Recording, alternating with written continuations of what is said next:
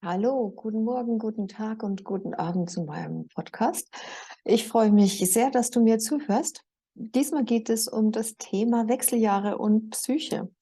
Ja, ich habe in 2 Interviews damals mit Professor Dr. Franz Ruppert, in dem Video oder Interview „Ich will leben, lieben und geliebt werden“ und im ersten Teil des Themas Körper zweimal darauf hingewiesen, dass ich so enorme Blutungen hatte während den Wechseljahren, in denen ich gerade mittendrin stecke. Und ich bin immer wieder öfters gefragt worden zu dem Thema, ob ich da vielleicht etwas ausführlicher darüber berichten kann, weil ich das Thema in den Interviews ja nur gestreift hatte. Und das möchte ich hiermit tun. Also, ja, die Wechseljahre. Ich habe ehrlich gesagt keine Ahnung gehabt, als ich da reingekommen bin in die Zeit und hatte dann auf einmal, ja, bei mir hat es eher angefangen mit extremer Gewichtszunahme und auch Gewichtsschwankungen, ganz heftigen sogar, von wirklich einem Tag auf den anderen und wochenweise auch. Und vorangekündigt hat sich das Ganze mit Schwitzen.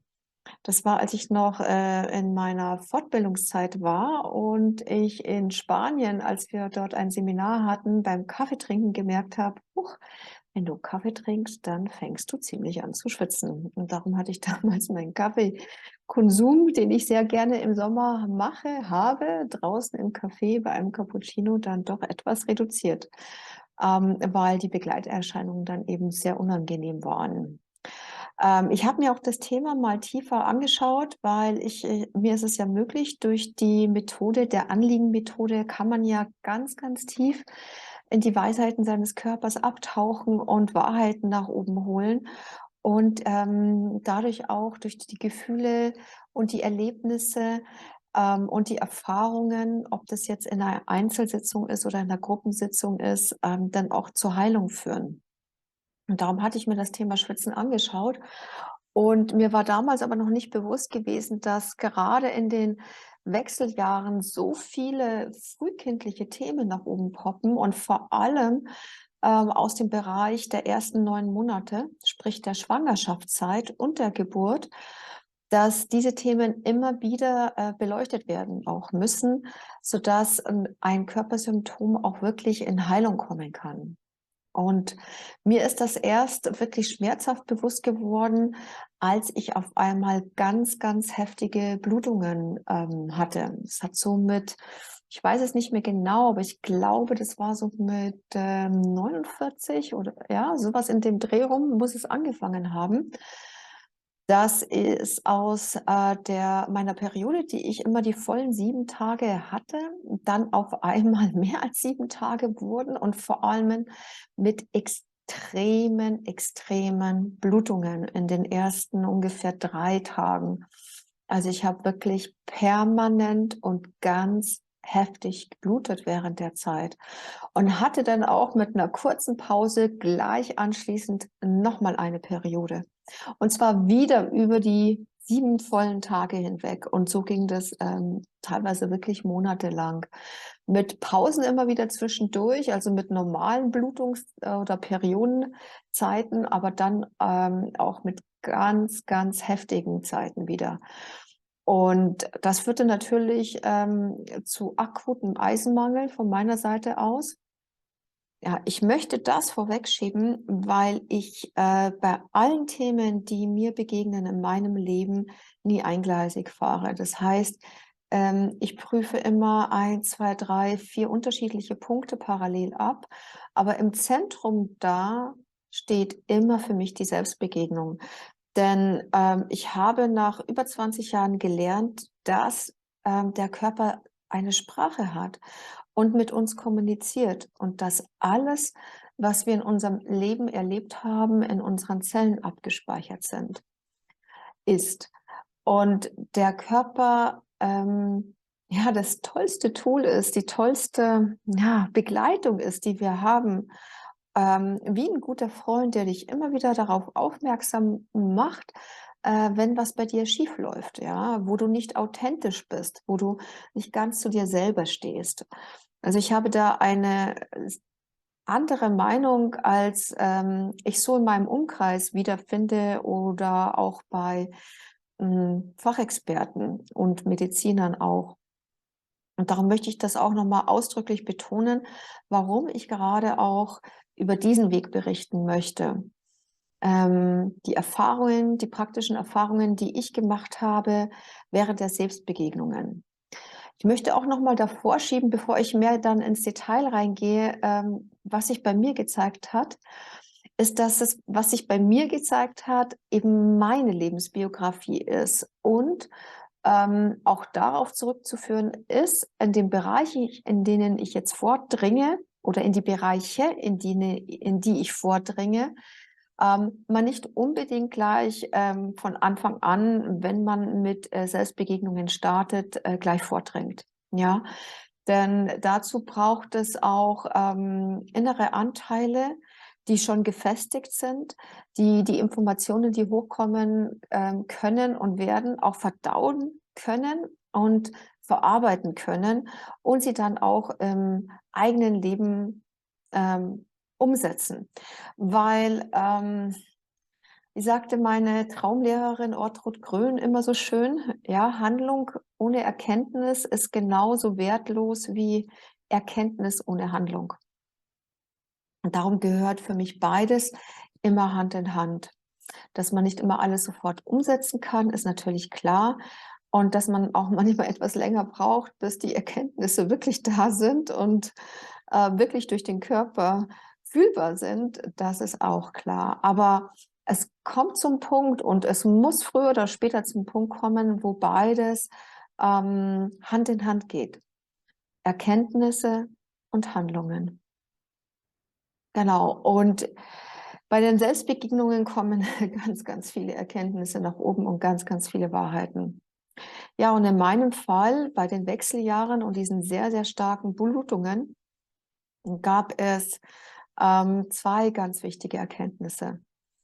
Die eine Erkenntnis drehte sich darum, dass mich dieses Thema, also ich habe, wie gesagt, nicht nur eine oder zwei oder drei Selbstbegegnungen gemacht, sondern mehrere, mich in der Anfangszeit immer wieder in den Bauch meiner Mutter zurückführten. Also in der Zeit, in der sie mit mir schwanger gewesen ist. In die ersten 9 Monate. Und da spezifisch in die Zeit kurz vor der Geburt und dann auch die Geburt selber.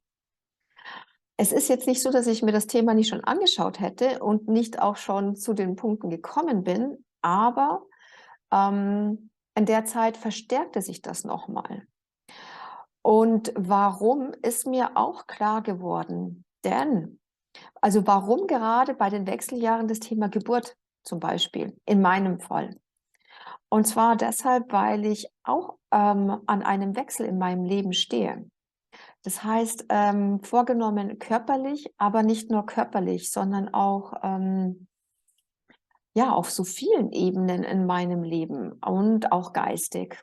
Und ich möchte auch sagen, spirituell. Und wie jede Geburt auch ein Neuanfang ist, etwas, was man ins Leben bringt, ja, was man 9 Monate in sich getragen hat. Und dann, ja, nicht immer leicht, oft auch unter Schmerzen, im realen Leben unter sehr vielen Schmerzen, gebiert. So ist das auch mit den Wechseljahren. Es ist der Wechsel in ein neues, in einen neuen Abschnitt des Lebens, in einen neuen Lebensabschnitt, möchte ich sagen. Ja. Und das hat weniger was mit der Zahl zu tun. Ich bin jetzt 52, also mit den 50ern. Bei manchen beginnen die Wechseljahre schon früher, bei manchen dann auch noch mal später. Sondern es geht einfach darum zu sehen, wo bin ich gerade. Und ich finde, die die Zeit zwischen, ja, ich würde sagen, Ende 40, Ende 40, Anfang 50 herum, ist eine Zeit der Retrospektive. Ja, man hat die Kindheit erlebt, durch die Schulzeit gegangen, durch den ganzen Aufbau, von Berufsseite her, hat vielleicht auch eine Familie gegründet, hat Kinder eventuell auch. und ist gesettelt, hat seinen Wohnsitz. Und normalerweise ist das eine Zeit, wo soweit alles eigentlich gefestigt sein sollte, ja. Und dann wundert man sich, warum gerade in dieser Zeit auf einmal alles wieder über den Haufen geworfen wird. Sprichwörtlich, ja, wie der Körper, der sich nochmal schält, wie eine Schlange, die sich häutet, ja. Und der Grund ist der, dass wir, und ich zähle mich dazu, wir alle viele Verletzungen in unserem Leben erfahren haben, an die wir uns entweder nicht erinnern können, weil sie eben so früh schon waren, wie zum Beispiel das vorgeburtliche Thema, oder einfach beiseite geschoben haben, in eine hinterste Ecke gedrückt haben, weil es einfach zu schmerzhaft war. Ja, in der Psychotherapie sprechen wir hier von Trauma, aber ich möchte das Wort Trauma in diesem Fall nicht benutzen, sondern sage bewusst Verletzungen, weil das einfach näher an uns Menschen dran ist. Tiefe Verletzungen oder übersetzt heißt das Wort ja auch Wunde. Das sind diese tiefen Wunden, die wir mit uns tragen.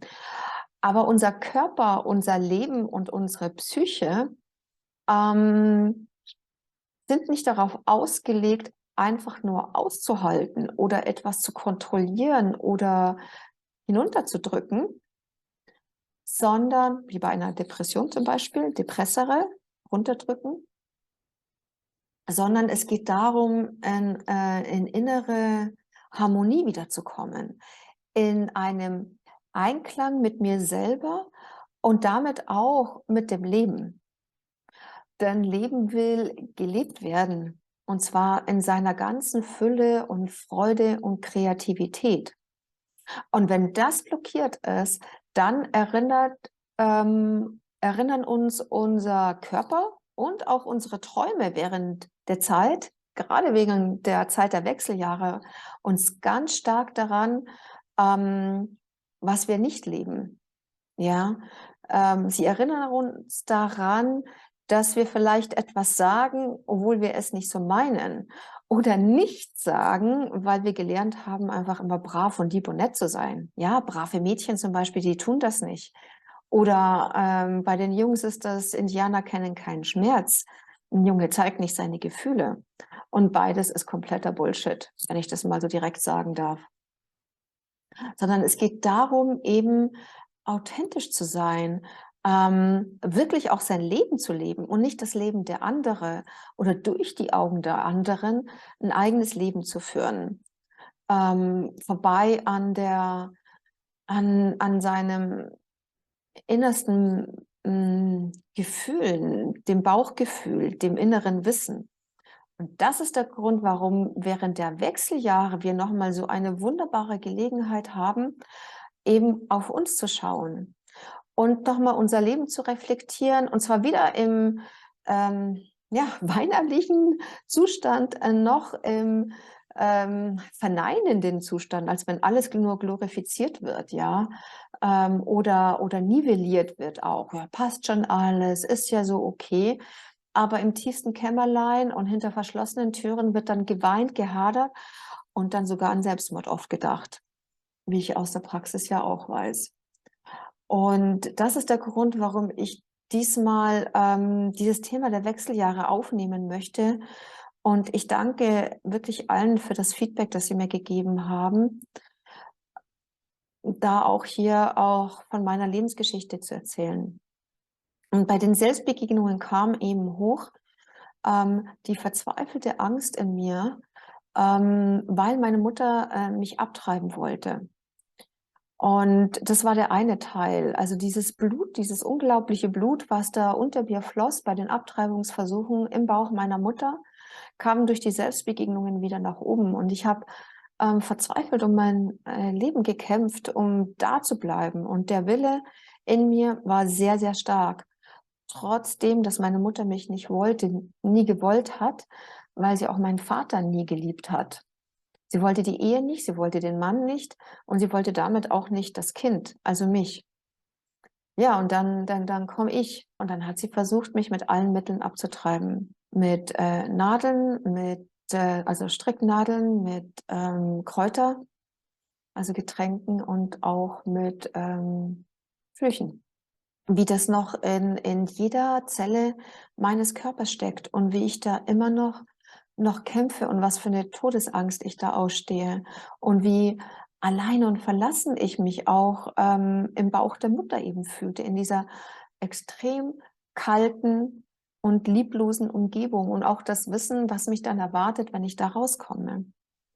Ja, und da waren noch einige Anteile von mir in dem Mutterbauch in diesem Zustand.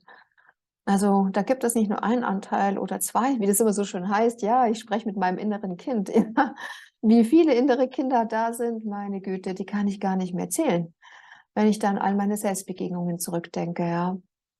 Und, ja, das war so ein Moment in den Selbstbegegnungen, der sich zeigte. Und ein anderer Aspekt war dann die Geburt an sich selber. Weil natürlich meine Mutter mich auch nicht wollte, hat sie auch gar nicht mitgeholfen oder mitgemacht bei der Geburt. Es ist ja ein aktiver Prozess zwischen Mutter und Kind, ja? Wenn das Kind will, aber die Mutter nicht, was soll es dann ausrichten? Und das Kind will übrigens immer, ja? Es will immer, es sei denn, es gibt einfach negative Einflüsse von außen. Es ist nicht immer die Mutter. Es kann auch sein, dass der Vater das Kind nicht will. Oder es kann sein, dass die Großeltern das Kind nicht wollen. Und da gibt es noch so viele andere Themen auch. Also da würde ein Abend gar nicht reichen, um all die Erfahrungen auszutauschen oder zu besprechen. Und dieser Geburtsprozess, dieses nicht durch diesen natürlichen Geburtsprozess zu gehen, ist so ein tiefer Schmerz, den man überhaupt nicht beschreiben kann, den auch ich jetzt nicht beschreiben kann. Den kann nur jeder für sich selber fühlen. Und das muss man wirklich mal erlebt haben für sich, was für eine Mischung aus auch wieder Angst, aus Wut, aus Frustration, sich da vermischen in dem Geburtsthema, einfach nicht weiterzukommen, ja. Und bei mir war das so, wie wenn ich mit dem Kopf gegen eine Decke stoße und da ist einfach kein Durchgang, aber ich muss da ja durch. Ich muss da ja durch, weil ich weiß, wie Geburt geht.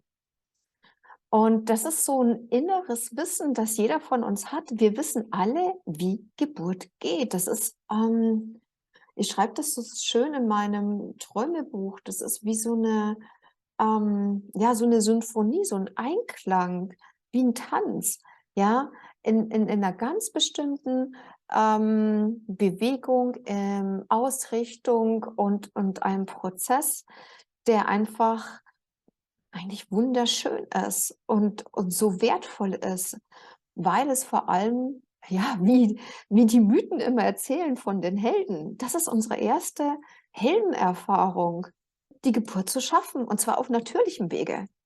Das ist eine Heldenerfahrung. Das ist es lässt sich überhaupt nicht beschreiben. Das Gefühl: „Oh, ich habe das geschafft.“ Ich habe es tatsächlich geschafft aus eigener Kraft und mit der Hilfe meiner Mama, ja. Ja, und dann wird einem das genommen, weil ich bin per Kaiserschnitt auf die Welt gekommen. Also, meine Mutter hat einfach schon früh, ja, ihren Willen und überhaupt alles in die Hände der Ärzte gelegt. Aufgrund übrigens ihrer eigenen traumatischen, Kindheitserfahrungen. Zwar verständlich, aber für mich absolut frustrierend als Baby, ja. Als Baby, ich kann es nur aus meiner Weise oder, Perspektive beurteilen. Und da kommst du nicht auf die Idee, deine Mutter zu entschuldigen, weil sie selber so ein schlimmes Leben hatte und ganz schlimme Kindheit, sondern: „Hallo, ich will geboren werden und zwar auf natürlichem Wege. Das ist mein natürliches Recht. Das ist mein natürliches Recht und das wird mir genommen.“ Und da ist auch so eine Wut dann auch da drinnen gewesen, die sich in den Arbeiten gezeigt hat. Eine Wut, auf meine Mutter, die nicht geholfen hat, auf eine enorme Wut auf die Ärzte, die mich da gewaltsam einfach am Bein rausgezogen haben, ja, in eine Kälte hinein von jetzt auf gleich, ohne dass ich darauf vorbereitet war.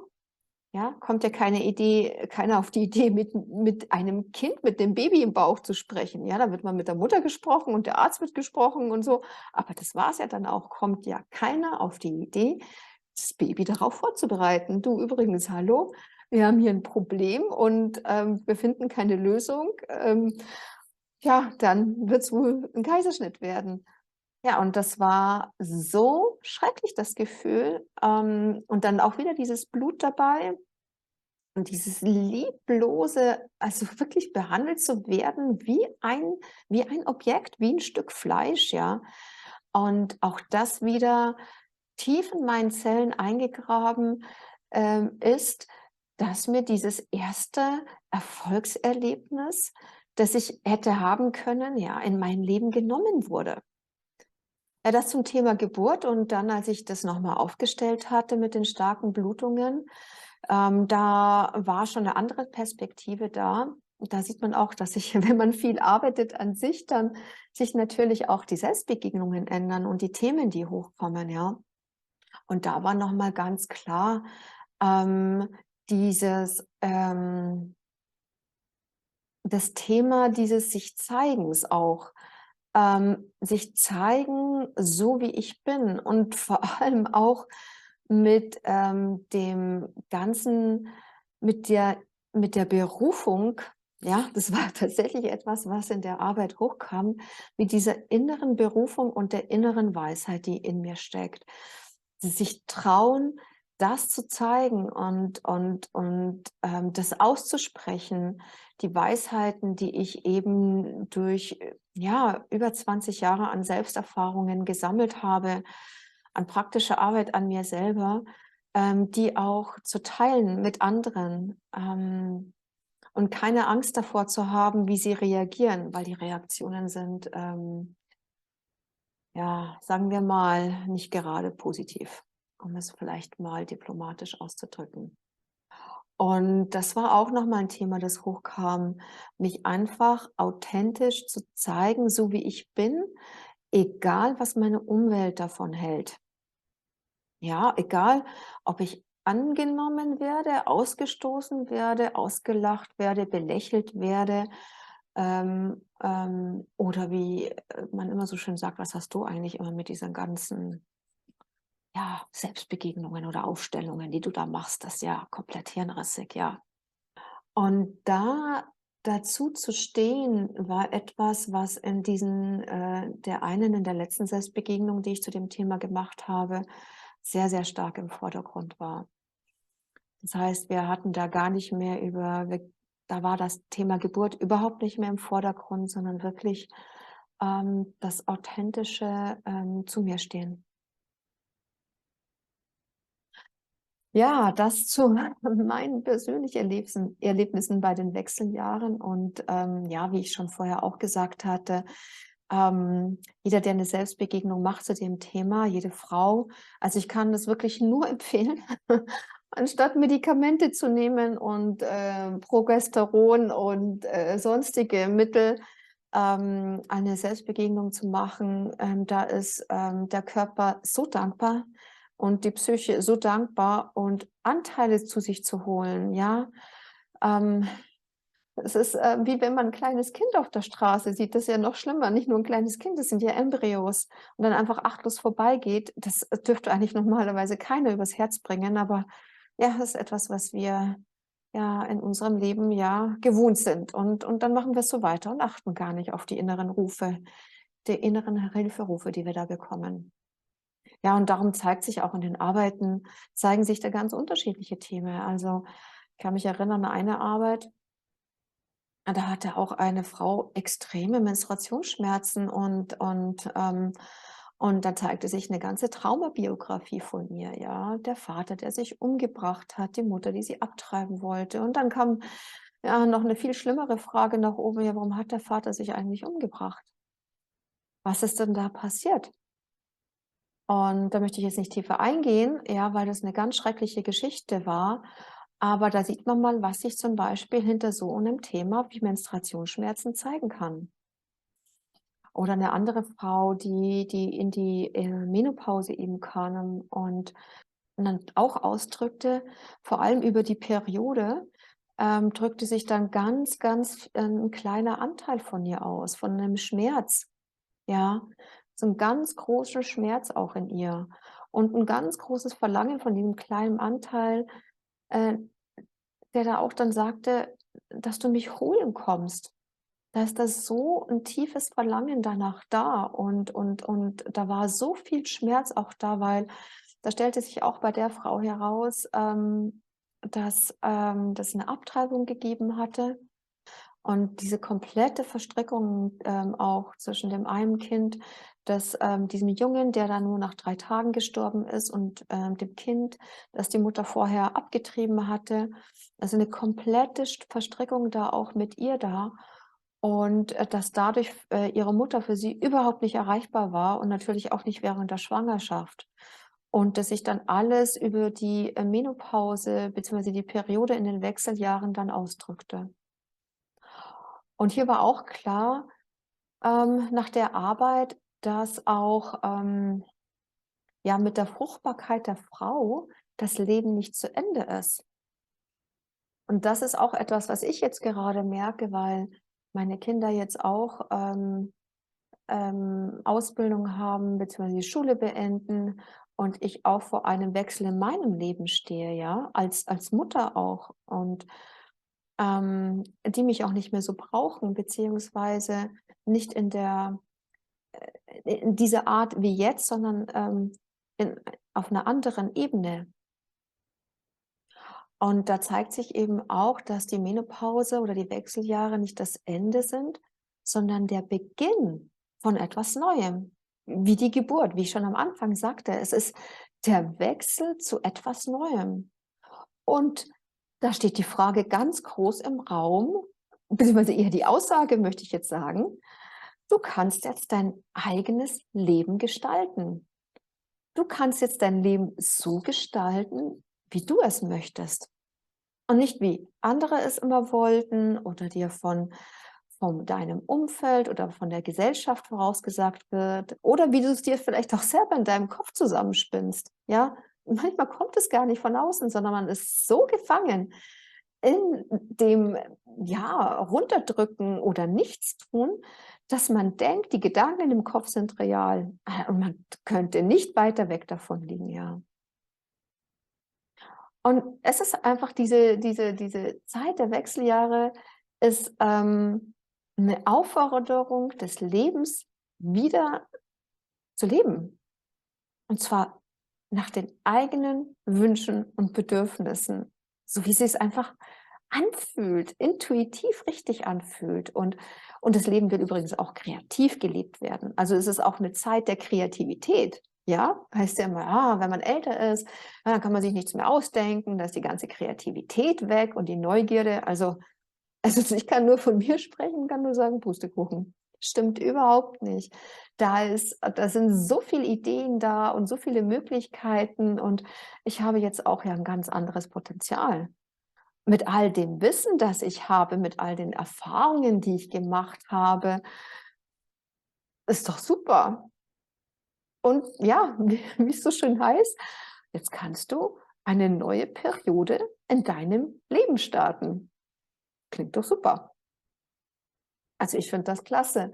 Und daher, ja, möchte ich dass dieses Thema nicht irgendwie depressiv angesehen wird und ich möchte auch nicht, dass es nur medizinisch angesehen wird, sondern einfach, diesen, ja, holistischen Aspekt aufzeigen, den die Wechseljahre, uns Frauen bieten.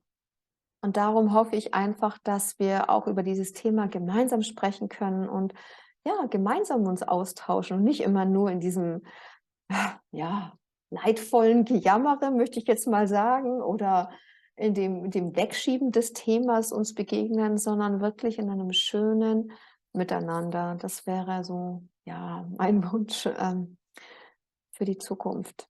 Ja, und ich hoffe, dass ihr vielleicht auch, in den Kommentaren ein bisschen was von euren Erfahrungen berichten könnt, während den Wechseljahren, ja? Habt ihr positive Erfahrungen gemacht? Etwas, was euch geholfen hat, wo ihr eine neue Erkenntnis gewonnen habt und vor allem, ja, was hat euch das Leben Neues gebracht? Ja, was habt ihr für euch entdeckt, was entweder schon lange verschüttet war oder von dem ihr geglaubt habt, dass ihr das habe ich ja überhaupt nicht, ja? Und wenn ihr, ja, all das, was ihr emotional auf der Gefühlsebene erfahren habt, während der Wechseljahre? Also das würde mich sehr, sehr interessieren und ich würde mich über Kommentare freuen. Vielen, vielen Dank fürs Zuhören und bis zum nächsten Mal.